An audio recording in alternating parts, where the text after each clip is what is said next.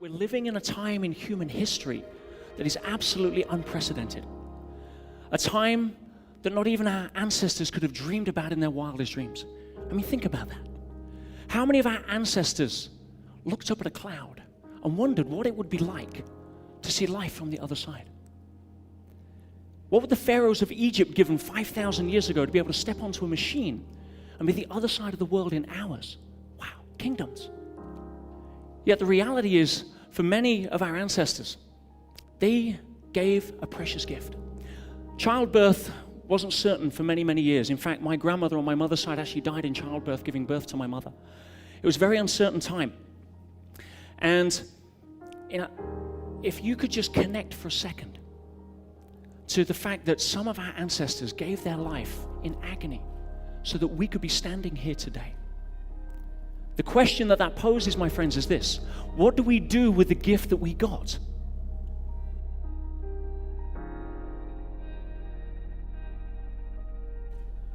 One of the paradoxes is that right now, there's so much information that's out there that we are literally overwhelmed, and the emotional route tends to be overwhelmed, which leads to confusion, which leads to inaction.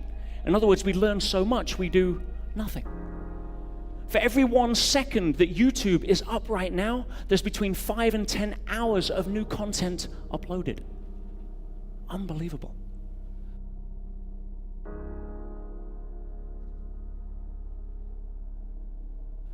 The other paradox that technology has brought is that in a world of 7+ billion people, we're all just a push notification away from each other.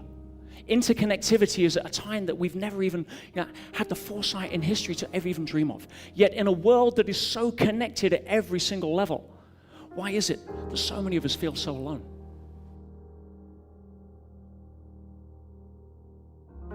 And one of the reasons for that is so many people, I believe, are drowning in technology, but they're starving for something more. What are they starving for? Well, I believe that the ultimate app that you can download from the App Store these days is not Facebook. It's not LinkedIn. It's none of the myriad of millions of different apps with billions of downloads. The ultimate app comes down to love.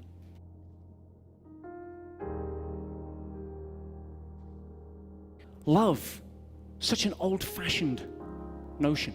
Why do so many people have such an aversion to understanding what unconditional love is? Well, I looked at that, and it really comes down to understanding what our first and earliest memory is.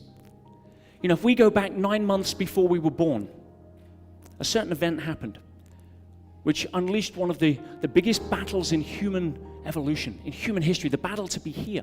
400 million to 1, and guess what? You show up.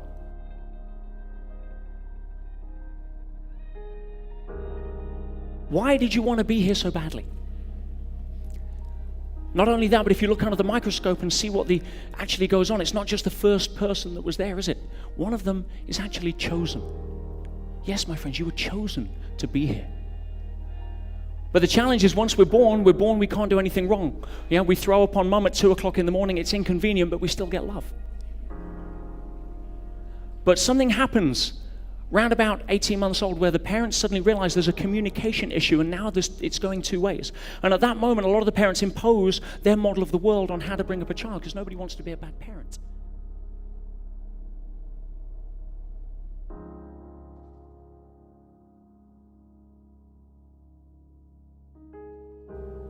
How do you measure creativity? How do you measure how much you care about somebody? How do you measure love? And last night, there was 2 people from different backgrounds, different colors, different beliefs, born at different times, both with different life paths, on their own journey, probably die at a different time. The illusion of separateness, just as if I was to put my hand through a saucer of milk and you were to see the tips of my fingers, the illusion would be that we're separate. Whereas if you take the milk away, we realize we're all connected.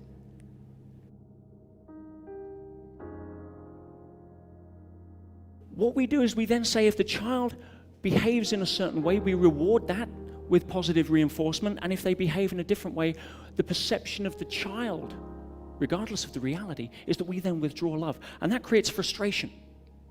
It creates frustration, but it also creates the perception that love needs to be earned. So by the time we get our earliest memory, at about 3, 4, 5, 6 years old, we've already had almost a lifetime of learning that love is conditional. We have to earn it. We have to behave a certain way in order to be good enough to be worthy of the one thing that we most want.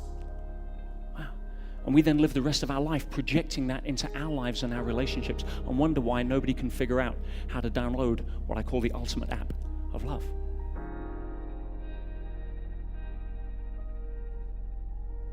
The illusion of separateness.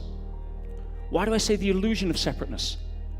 Because there isn't a physicist on the planet right now that wouldn't argue the fact that every single one of us is connected at a much deeper level than we ever give credit for.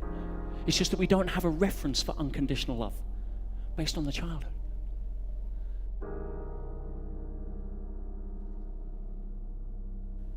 I was having a conversation last night at dinner with Dr. Raj, beautiful soul. And there's two people that had never met that came together, and we had a wonderful 1 hour connection where what was touched was the stuff that we're made of. Yeah, I saw a guy who's sharing stories and feeling something that you can't feel when you're left brain. Technology drives us into our left brain. Why? Because it can be measured. That's why we're taught at school left brain principles. Because if I take a math test and I score 75%, you can measure that.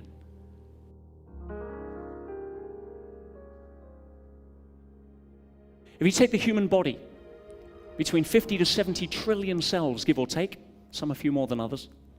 If you go to the bloodstream and you take 2 blood cells, white blood cell, red blood cell, both different colors, both born at different times, both have different paths in life, different jobs to do, different missions.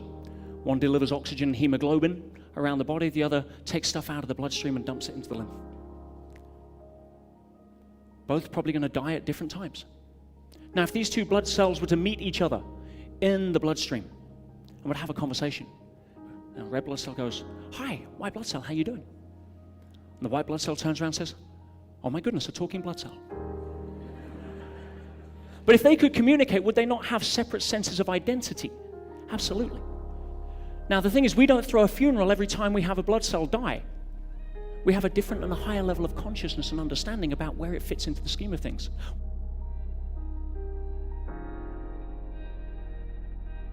What if, just as a possibility, just as a question, you and I started to realize that we're just different types of blood cells in the universal body of consciousness? Would that upset you if it was a possibility? The illusion of separateness. And what keeps us from that illusion of separateness is usually we're too focused on ourselves, too focused on trying to defend ourselves to try and get the ultimate app, which is love, which is what we really seek. But we can't do it when we're engaging from our thinking center rather than our feeling center.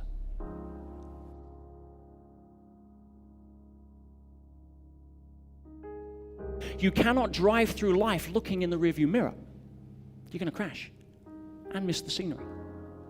You cannot dance through life with a ball and chain of your past around your leg. It just doesn't work.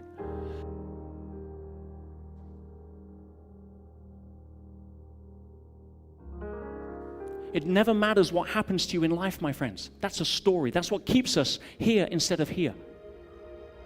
The only thing that matters is what we do with the story. For some people, divorce is traumatic. For others, it's freedom. It's how you write the story.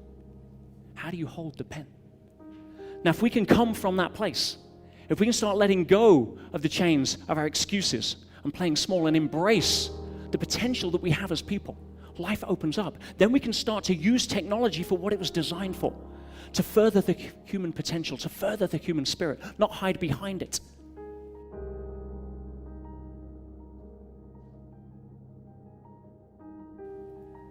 And from that place, we can start moving forward. It doesn't take a lot.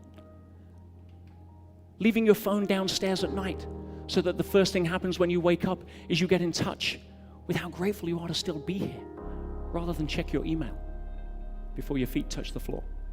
To be able to sit across from somebody you love,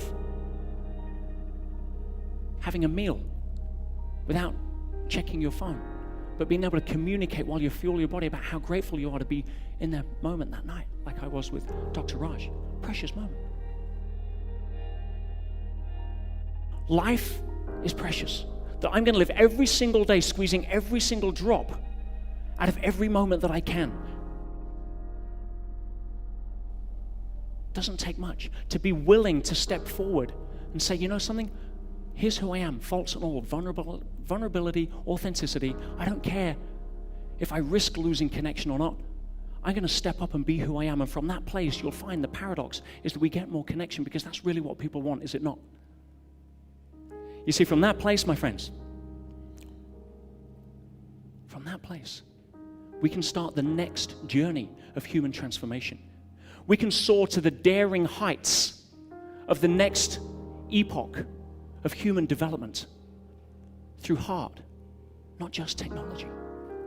And with that, we can move forward unshackled from the stories of the past. With that, we can leave a legacy that our ancestors can be proud of.